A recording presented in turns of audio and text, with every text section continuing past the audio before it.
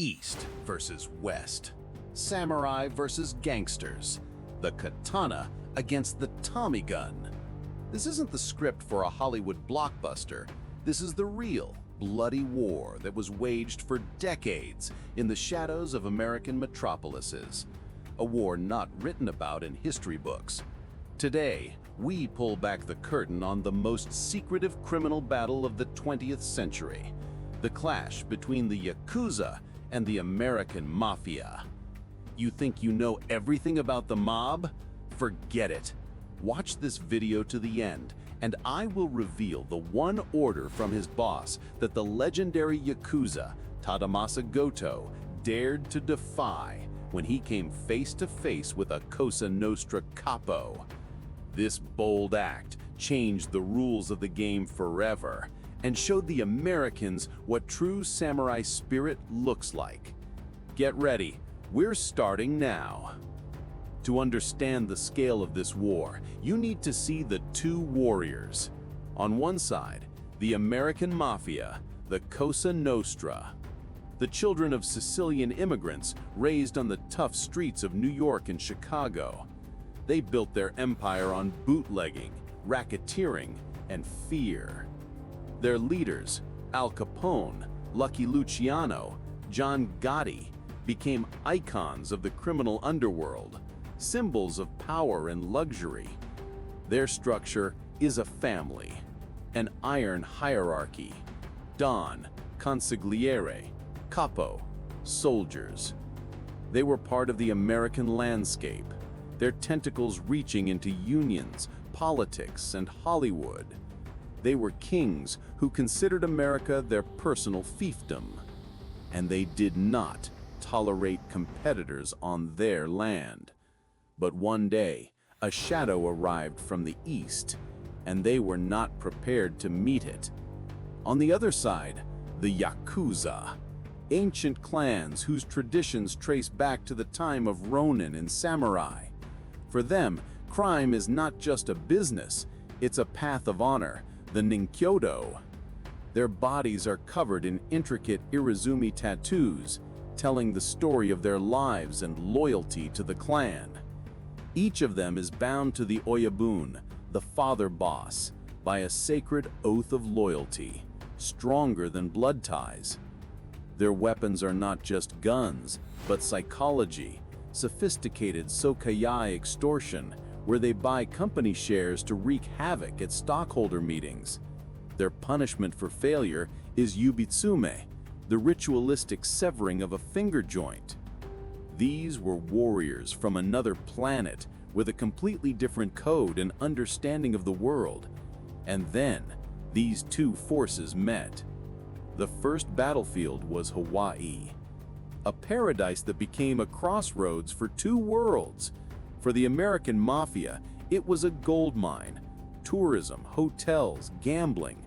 For the Yakuza, it was the perfect launchpad into the US, a hub for smuggling and money laundering.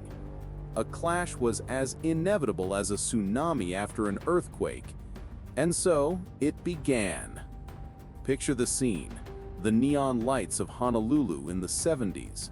On one side, Italian-American soldiers in expensive suits, heirs of Al Capone, confident in their power.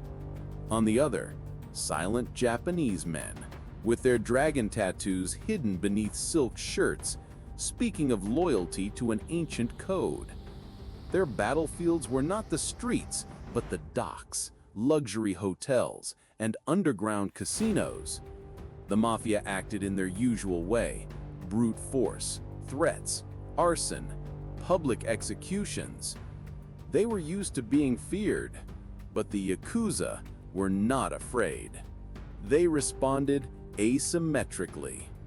Instead of attacking Mafia soldiers, they found their families, their mistresses, their debt records. They pressed on the most painful pressure points, turning an enemy's life into a personal hell without spilling a drop of blood. Legend tells of one of the first sit-downs, a meeting between the boss of a Hawaiian family and a representative of the Yamaguchi-gumi clan. The Italian, as usual, started shouting, banging his fist on the table, demanding tribute. The Yakuza member listened in silence, then calmly took out photos of the mafioso's children playing in their schoolyard. He said nothing, just placed the photos on the table.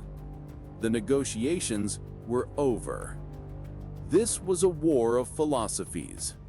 The Mafia wanted to control territory. The Yakuza wanted to control money flows. The Mafia sought public power and displays of strength. The Yakuza preferred to remain in the shadows, pulling the strings. The Americans couldn't understand how someone could cut off their own finger as a sign of loyalty. The Japanese couldn't understand how someone could betray their boss for a deal with the FBI. The next battlefield was Los Angeles. Here, the Yakuza found a new gold mine, methamphetamine. They established a supply line of crystal-clear ice from Asia, far superior in quality to anything local gangs could produce. The Mafia, which traditionally dealt in heroin and cocaine, saw this as a direct threat to their business. A war for the drug market began. But here too, the Yakuza acted smarter. They didn't fight the powerful Italian families directly. They started collaborating with street gangs, African American and Latino, using them as infantry and distributors. They pitted factions against each other, staying on the sidelines and counting their profits. It was a classic divide and conquer strategy. At the same time, another invisible war was unfolding, a war for the minds and wallets of white-collar America. The Yakuza became masters of financial fraud. They infiltrated the boards of Japanese companies with branches in the US and used insider information for stock market plays. They laundered money through luxury real estate in Beverly Hills and Las Vegas casinos. The Mafia, with its racketeering of garbage companies and control of unions, seemed like a dinosaur next to these sophisticated financial predators. The Cosa Nostra was a physical force. The Yakuza was an intellectual one. And while the FBI was chasing the next John Gotti, millions of dollars were quietly flowing into the pockets of men whose names American law enforcement didn't even know. Of course, there were direct clashes, legendary stories of shootouts at the docks, of bodies found in the trunks of Cadillacs and at the bottom of the ocean. But more often, the war was cold. It was a battle of intelligence. Who could outplay whom? Who could find a weak spot? Who could recruit an enemy operative? Both sides understood. A full-scale war would destroy business for everyone. And so they came to the only logical conclusion. They made a pact, an unspoken agreement to divide spheres of influence. The Yakuza and the Mafia realized they could be partners, not enemies. The Yakuza supplied high-quality product and provided access to Asian markets. The Mafia provided its vast distribution network in the US and political cover. This alliance became law enforcement's worst nightmare. The two most powerful criminal structures in the world joined forces. Imagine the power of this syndicate. Money was laundered through Japanese banks, drugs were transported on ships controlled by mafia-run unions, and weapons flowed in the opposite direction. It was a global criminal corporation. Now, let's return to the story promised at the beginning. Tadamasa Goto, one of the most brutal and influential Yakuza leaders, known as the Bulldozer. During negotiations in Las Vegas with a capo from the Gambino family, Goto's boss ordered him by phone to concede control over a part of the gambling business to avoid war. This was a direct order from his Oyabun, which could not be disobeyed. The Americans, sensing weakness, began to act arrogantly, insulting Goto and his clan. And then Goto did the unthinkable. He disobeyed the order. Looking the capo in the eye, he slowly unbuttoned his shirt, revealing his tattoo, an Oni demon. My boss is in Tokyo, but here I am the boss, and on my land you will speak to me with respect, or you won't speak at all," he said quietly. A dead silence fell over the room. The mafioso, accustomed to shouting and threats, for the first time in his life faced such icy samurai will. He saw a man for whom death was nothing and honor was everything. That day, the Gambino family got nothing. Moreover, they learned that you couldn't speak to these people from a position of strength. Goto's act shifted the balance of power and earned the Yakuza respect in a world where only fear is respected. So how did this war end? It didn't.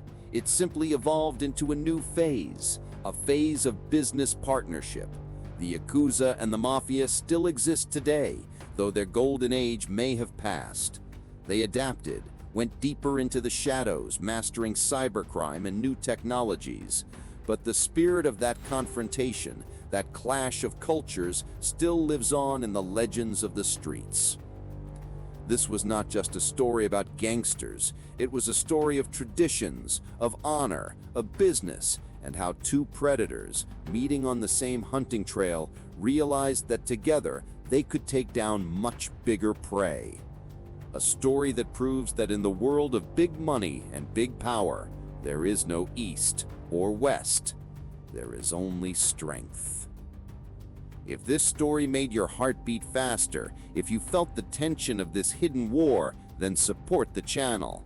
Your subscription and like are the best motivation for us to find new, even more captivating legends of the criminal world. Don't be a bystander. Become part of our team. Write in the comments which of the two organizations, the Yakuza or the Mafia, evokes more emotion in you and why. Whose code is closer to you? We're very interested to hear your opinion. And now for the main event. If this video gets 2,000 likes, we will dive into the world of the ruthless triads and find out how the Chinese dragons fought for America's Chinatowns and why even the Mafia was afraid to enter their territory. See you then.